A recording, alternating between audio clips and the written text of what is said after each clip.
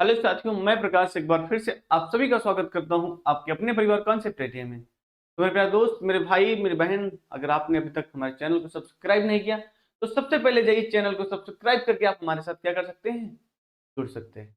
ठीक है। तो मेरे प्यारे दोस्त, मैंने एक वीडियो बनाया था कि सीएलडब्ल्यू की जो रिजल्ट है वो आउट हो चुका है। ठीक है। तो मैंने उसमें देखा कमेंट कि भैया कि डीबी में हमें क्या क्या लेके जाना है और पर डीबी कहाँ पर होगी। तो मेरे प्यारे दोस्त, सब कुछ हम इसी वीडियो में डिटेल्स में बात करने वाले हैं कि आपको डॉक्यूमेंट वेरिफिकेशन में कौन कौन से इंपॉर्टेंट डॉक्यूमेंट्स लेके जाना, क्योंकि ये क्या है, ये ऑफलाइन है। जब भाई ऑफलाइन होता है तो बहुत प्रॉब्लम होते हैं डॉक्यूमेंट्स के लिए। मेरे प्यारे भाई, आप इस वीडियो को लास्ट तक जरूर देखिएगा। जब आप इस वीडियो को लास्ट तक देख लेंगे ना, आपके सारे डाउट्स क्लियर हो जाएंगे। ठीक है। आइए हम बात करते हैं उस नोटिफिकेशन के बारे में। देखिए, मैंने उसका वीडियो बनाया था। ठीक है। चितरंजन रेलवे रेल कारखाना का रिजल्ट आउट हो चुका है, इसके लिए मैं वीडियो बनाया। जिन लोगों ने नहीं देखा है, जाइए सबसे पहले उसको देखिए, क्योंकि उसमें आपकी डीवी का डेट दिया गया है। आपके डॉक्यूमेंट वेरिफिकेशन कब होगा और कितने तारीख को, किन ट्रेडों को कितनी तारीख से होगा। तो मेरे प्यारे दोस्त, जाइए उसको जरूर देखिए, फिर इसके बाद आप इस वीडियो को देखिएगा। मिलते हैं मेरे प्यारे दोस्त, हम अपने उस इंपॉर्टेंट डॉक्यूमेंट्स के बारे में बात करते हैं। ठीक है। एक मिनट खुलने दीजिए। हाँ, चलिए स्टार्ट करते हैं। ठीक। देखिए, जो आपके इंपॉर्टेंट डॉक्यूमेंट्स लेके जाना है।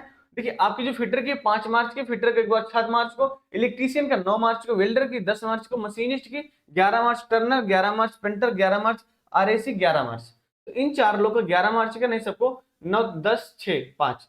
ठीक है। और जो ऑब्सेंट है उनको 12 मार्च को बुलाया गया। अब बात करते हैं कि आपके जो इंपॉर्टेंट डॉक्यूमेंट्स हैं वो क्या क्या लेके जाना है। तो पेज नंबर 2 में आपको दिया गया है। ठीक है। इस नोटिफिकेशन को हम अपने व्हाट्सएप ग्रुप, टेलीग्राम सब पे डाल देंगे, आप जरूर देख करके जाइए। क्या कह रहा है कि आपको कौन कौन से डॉक्यूमेंट्स लेके जाना है।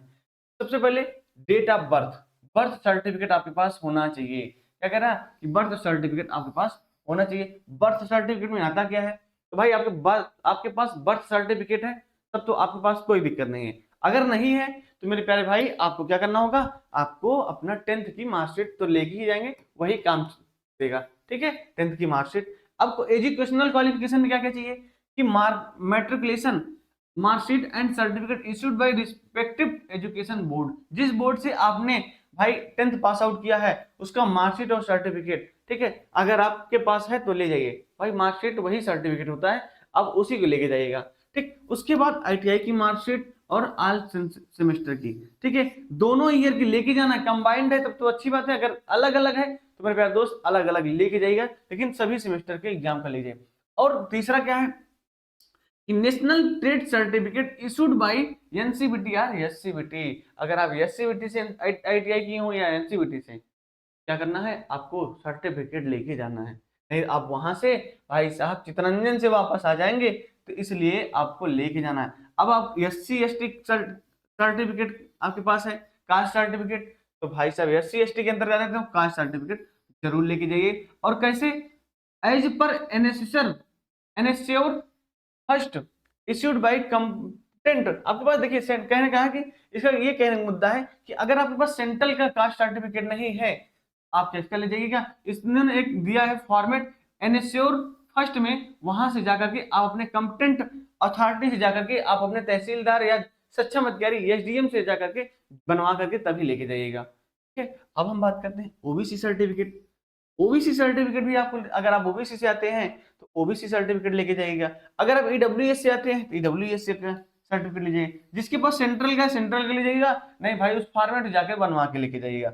ओके। आगे हम बात करते हैं और क्या है। हाँ, अब आता है ईडब्ल्यूएस हो गया, इकोनॉमिकल वीकर सेक्शन, अगर यूज किए होंगे लगाए होंगे तो आप ले जाइए। हाँ, अब आता है 6 नंबर पे मेरे प्यारे दोस्त, जिसका भी भाई साहब डिसेबिलिटी में आते हुए क्राइटेरिया क्या है, डिसेबिलिटी है, पर्सन विद बेंचमार्क डिसेबिलिटी, विकलांग कोटे से अगर आप फॉर्म भरे हैं तो भाई उसका सर्टिफिकेट जरूर लेके जाइए। और सातवां क्या है कि सातवां ये है कि सातवां कह रहा है कि आपके पास सर्टिफिकेट फॉर मेडिकल फिटनेस। क्या कि आपके पास क्या होना चाहिए, सर्टिफिकेट ऑफ मेडिकल फिटनेस होना चाहिए। मेडिकल सर्टिफिकेट जरूर बनवाइएगा। आज कितनी तारीख है, आज 20 तारीख है, 20 फरवरी। आपके पास 15 दिन का टाइम है।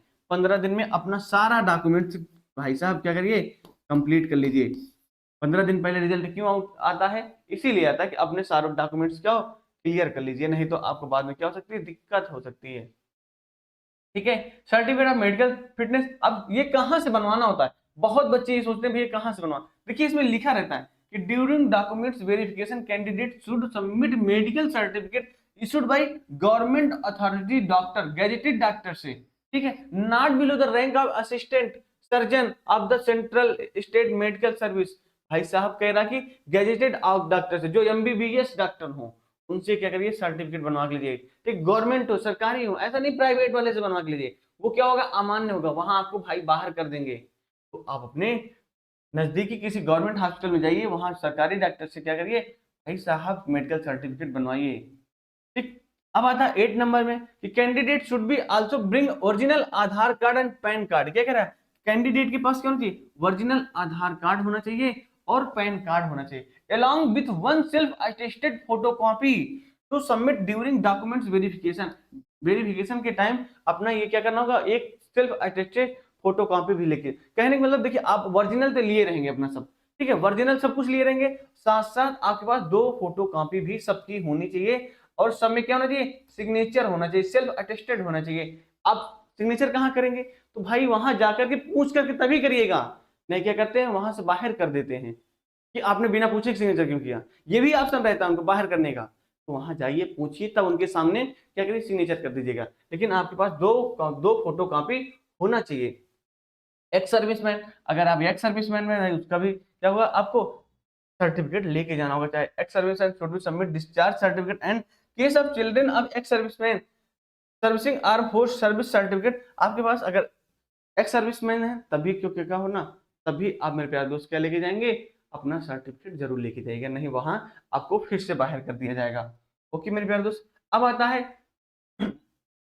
अदर इंस्ट्रक्शंस, कि अदर इंस्ट्रक्शन में क्या है, अदर इंस्ट्रक्शन में ये कह रहा है कि the candidate should get themselves registered on apprenticeship portal and bring the registration number while reporting for document verification the registration in apprenticeship portal. इनका कहने की ये मतलब है मेरे प्यारे दोस्त कि आप अपना अप्रेंटिसशिप पोर्टल पर 100% रजिस्ट्रेशन कंप्लीट कर लीजिएगा।